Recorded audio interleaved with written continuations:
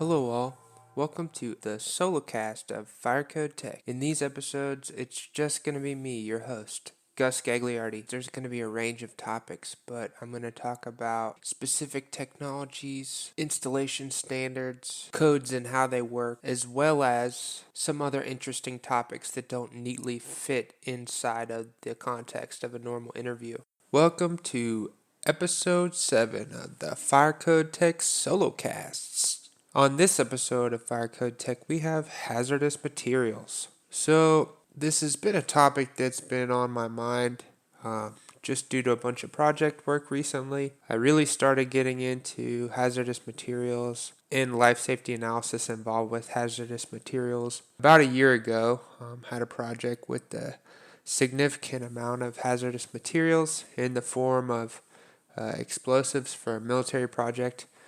And so, had to figure it out quickly. It was just a RFP at the time, but still had a lot of implications for life safety and code analysis. Started really diving into this topic about a year ago, and the project work and the just everyday problem solving associated with hazardous materials has not stopped since. I'm going to break down the basics of hazardous materials, and my goal is to bring a more structured approach to it. So let me know if you enjoyed this more concise, thought out solocast. Don't forget that if you enjoyed these solocasts and you want to hear more of these episodes, these solocasts where I break down specific topics, that I release an extra 2 of these a month for just the price of a cup of coffee. You can check that out at patreon.com/firecodetech. Let's dive right in. So I'll try to start off where I frequently start off, which is what are the codes and standards surrounding hazardous materials? Once again, we are looking at this issue or this topic through the lens of how things work in the United States. And of course, this is not ubiquitous. Of course, there are obvious exceptions in jurisdictions that adopt different codes and standards or have different provisions. So, but by and large, this is how things predominantly operate in the United States. All that to say, we'll be looking at hazardous materials with the International Building Code and the International Fire Code, which is traditionally how I assess these topics, because this is how mostly it's done in the U.S. But that's the first preface, that we're using the International Building Code. For the purpose of this video, I'm looking at what's adopted in Oklahoma, which is 2015. And so just wanted to start off with the codes and standards around it, because it's very important to understand the hierarchy of where you find your requirements. So another really good place to look when you're thinking about codes and standards for hazardous materials is NFPA 704. NFPA 704 is the standard system for the identification of hazardous materials for emergency response. And so you can think of the two systems for how to deal with hazardous materials like this. There's how we deal with hazards and materials when they're in transport, and how we deal with hazardous materials when they are inside of a building in a storage capacity, in a use in a system capacity. And so there's kind of two approaches.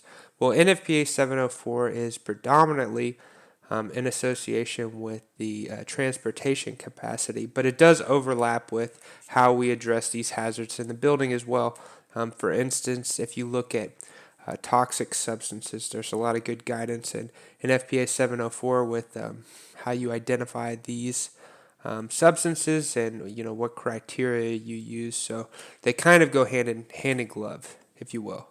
So quick recap: NFPA 704 and International Building Code and International Fire Code are typically the majority of the codes and standards that you use when you're assessing hazardous materials. Just wanted to recap that before we go into our next subject, which is what is a hazardous material? So the building code in chapter 3 defines a hazardous material as those chemicals or substances that are physical or health hazards as classified in section 307 in the International Fire Code, whether the materials are in usable or waste condition. So this is a great definition. So it kind of breaks down the hazardous materials into two types of hazards. And we'll break down these two hazards: physical hazards and health hazards. So the majority of hazardous materials, category wise, are in physical hazards, but health hazards also have some serious fire and life safety implications. So basically, this says where the substances that the building code lists as hazardous materials are what's considered hazardous materials. So that's a little bit circuitous, but the general sense of it is, hey, we've identified some substances that are hazardous materials, and so if you have those substances that are listed in this code and stated as hazardous materials, this is how you start to address them. So let's talk about the different types of hazardous materials. To follow up how we defined what a hazardous materials is we take a look at the code that is driving our assessment of hazardous materials and look at the definition within that code, how they define hazardous materials.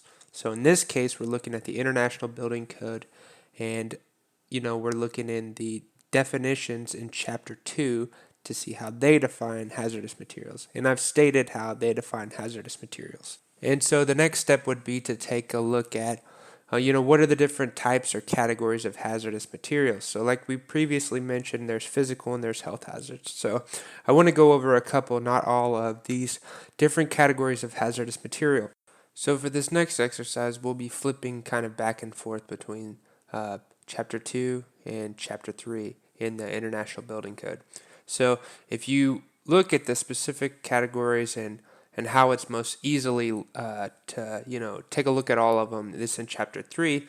But if you want to know the specific definitions of how you define these hazardous materials, you can look in Chapter 2. So if I want to tell you that a health hazard is a toxic material, a corrosive material, or a highly toxic material, then you can take a look at the table in Chapter 3, which is Table 307.1 parentheses 2, and here you'll find the maximum allowable quantities of these health hazards materials, and so this is kind of the broad overview and a good place to look at because this is, the next step of our journey. But not to, brush past this step that we're on here now. So all that to say, so we have corrosives, toxic and highly toxic. So you might ask yourself, what's the difference between toxic and highly toxic?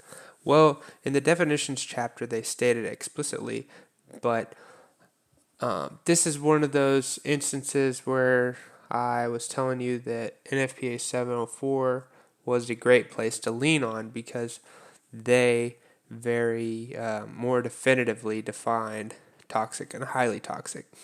So a toxic material is a chemical falling within any of these characteristics.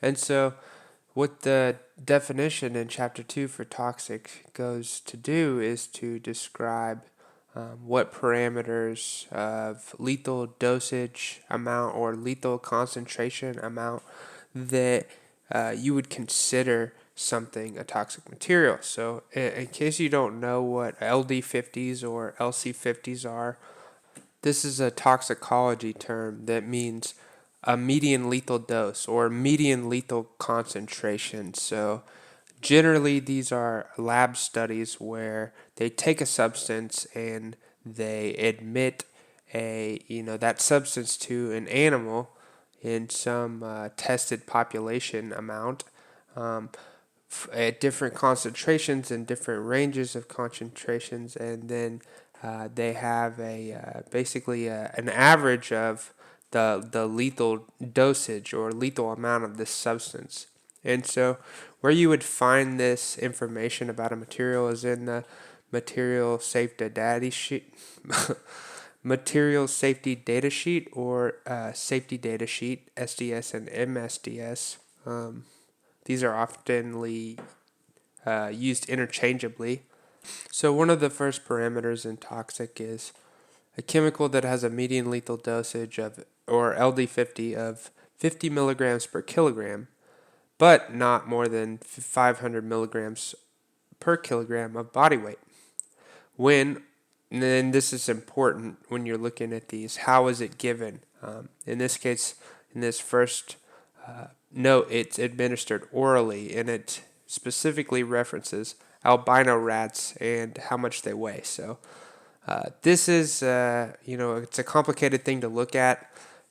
Generally, in the SDS or MSDS, they'll say what the animal it's administered to, and these are kind of standardized tests, but you have to be very careful when you're looking at these numbers because it's not apples to apples if it's rabbits and rats. And so you have to be careful when you're looking at these. So the LD50 of a toxic material is more than 50, but not more than 500 for a rat weighing between 200 and 300 grams. And then a highly toxic material has a median lethal dose, or an LD50, of 50 milligrams or less per kilogram of body weight. And this is again orally for a rat weighing 200 to 300 grams. And so you can see that 50 milligrams per kilogram is the threshold in which you cross over into a highly toxic material. Why is this important? We're going to get to maximum allowable quantities, but there you have a significantly less allotment of hazardous materials when you go into highly toxic materials. So this ends the first episode in hazardous materials. So it's not a great place to end, but there's obviously so much here. And you can see why I would want to talk about it, because we didn't even get to H occupancies, control areas, or any of these other topics to assess the building components and what you need to do when you know you have hazardous materials. But I don't want to belabor the point. I'm still trying to figure out how to capture these large topics in a digestible way, but also in a entertaining way for you to hear about these and to enjoy and to listen and to learn. And so thanks for coming along on the ride with me while I figure this thing out. But yeah, if you want to hear more about hazardous materials, I'm going to release another episode on Patreon diving into hazardous materials. But I hope you enjoyed, and I hope you tune in again. Thanks so much for listening. Thanks for listening, everybody. Be sure to share the episode with a friend if you enjoyed it. Don't forget that fire protection and life safety is serious business. The views and opinions expressed on this podcast are by no means a professional consultation or a codes and standards interpretation. Be sure to contact a licensed professional if you are getting involved with fire protection and or life safety. Thanks again, and we'll see you next time.